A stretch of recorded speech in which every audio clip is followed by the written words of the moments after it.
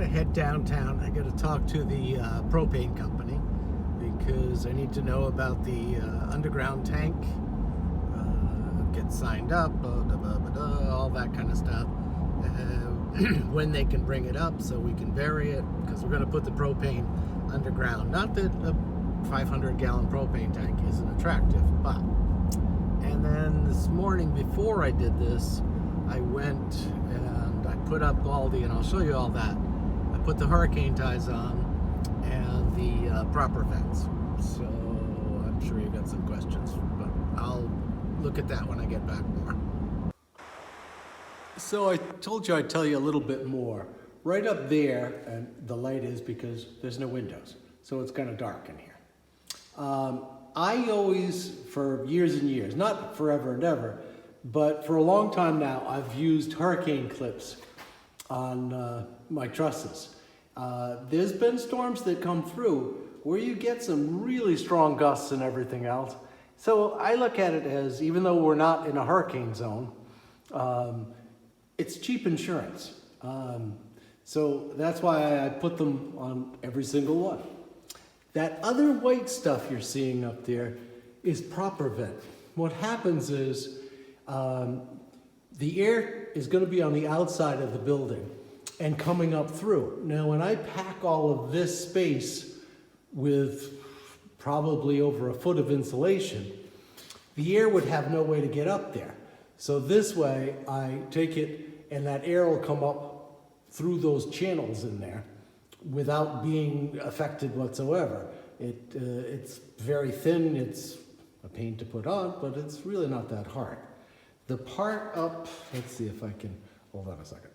Okay, so you can see what's gonna happen up here is that right above here, let me change that, there we go, is going to be an insulation called Roxol. And that Roxol will go a certain depth. And then I'll take other pieces of Roxol and fill that space in so that that whole cavity right here up is all blocked. Then on top of that, we'll blow in probably 10 inches, 12 inches of cellulose as added insulation. And that should give our ceiling up here an R60. 50 or 60, I forget which. But quite a bit of insulation. What Sid and I did today, other than I put all the hurricane straps on, and it's raining and we have a weather-tight structure. Yay! I put all the proper vents in, so the airflow goes, did all the hurricane straps, and Sid and I did all this strapping. This is for the ceiling for sheetrock. So I still got to go through and nail each one to the trusses, but we're pretty much all set with that. And next I'll be able to, supposedly tomorrow, the trim boards are coming. If they don't, I'll have them deliver the Roxol and I can start insulating the ceiling here. And let's see, let me come down here. And I'm gonna go back this way first.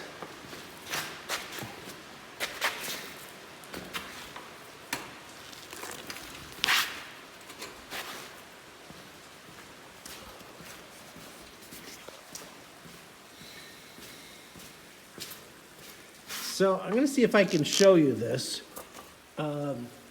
These are the truss locks, okay, that we used. And we were so busy putting the trusses up that I didn't have time to actually show you. But what they do is they unfold, and let me get one going and then I'll start this again. So this is let me move this right here. This is the truss lock. It comes in sections like this and they clip together. See that pin right there? That will clip into the end of this one when it's done. But what happens is, if you look, let's suppose these were the trusses. It locks into each one. There's like a tooth right here. And that tooth clamps in on that side and then clips to the other side.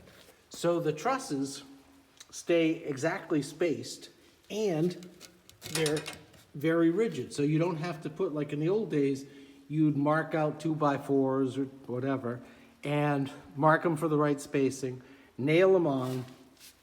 Then you'd have to take them off.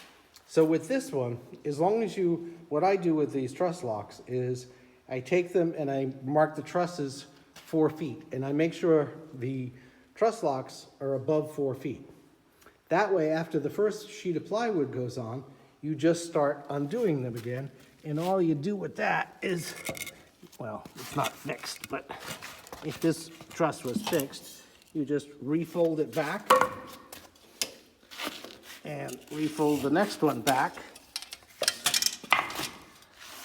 and they work wonderful. I mean, I don't remember how much they cost years ago, but I saw them and said, you know, this would really save a lot of time and energy, and they really have.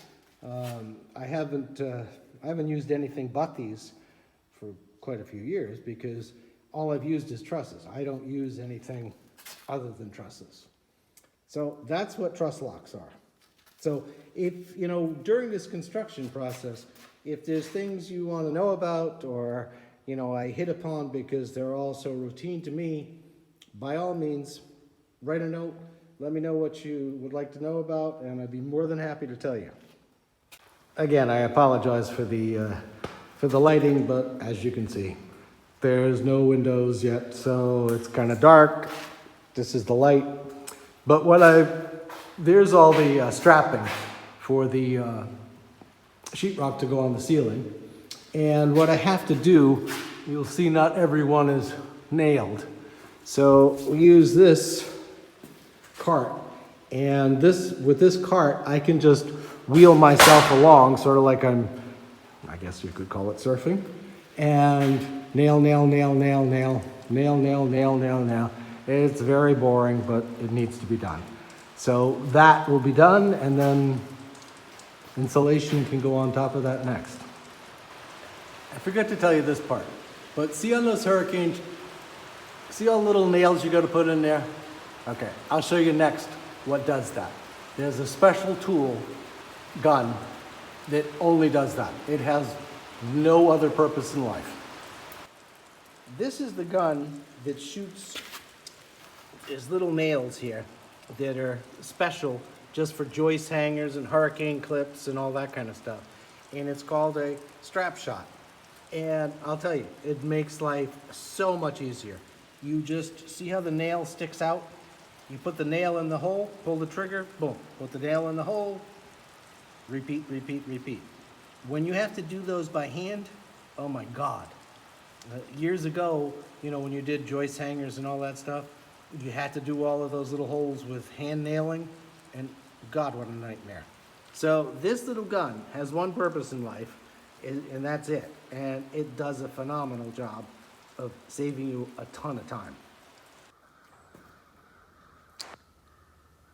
That probably looks a little funny, right? A bunch of 2x4s laying like that. But what you do, and I used to have a hard time convincing guys in the Lutheran, is your stud walls are all the same size, okay?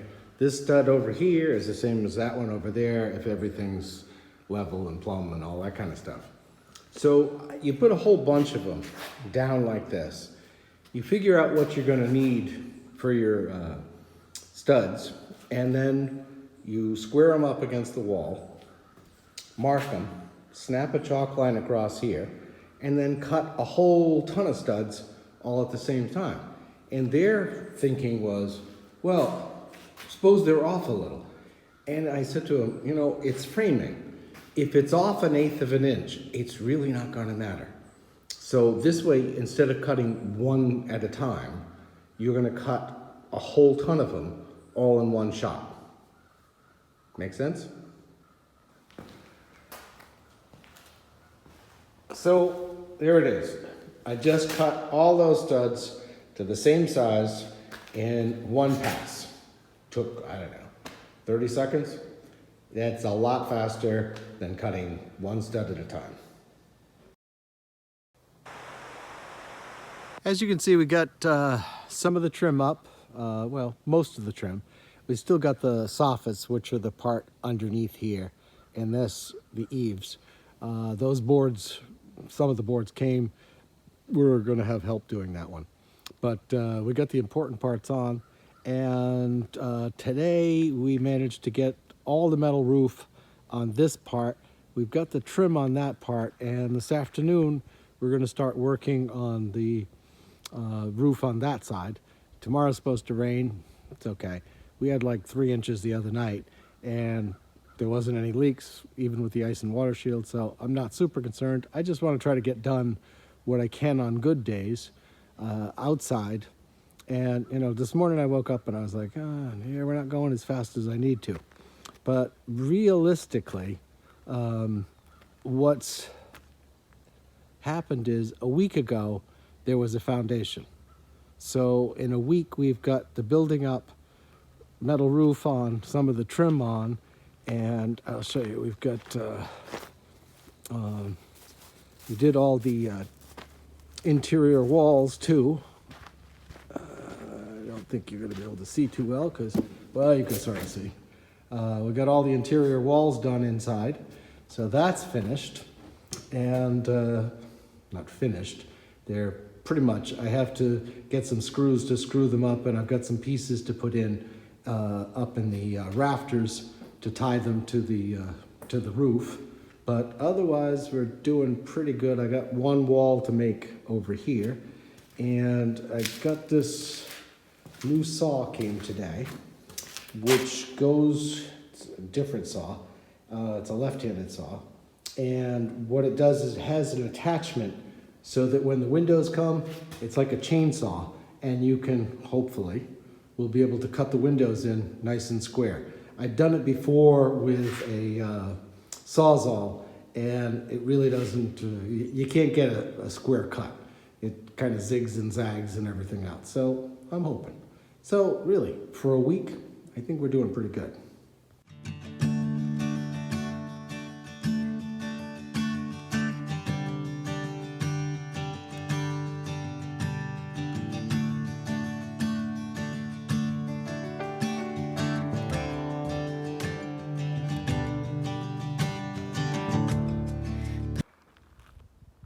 We had really a good day. I figured out that it was easier because we have the tractor and the platform, that if we put the metal on the platform, lifted it up, then you're just going to take it off from there. And that really sped things up. We got about 3/4 of the roof done today, which is pretty darn good. There's just this section, but I've got to trim that and the other side before I can finish those off. So after it's trimmed, it'll probably be, I don't know, maybe 4 or 5 hours, and the whole roof thing will be done. So really a good day. Tomorrow's supposed to rain, so I'm not sure what exactly is going to happen tomorrow, but we'll play that by ear and see what happens. Bluebird sing.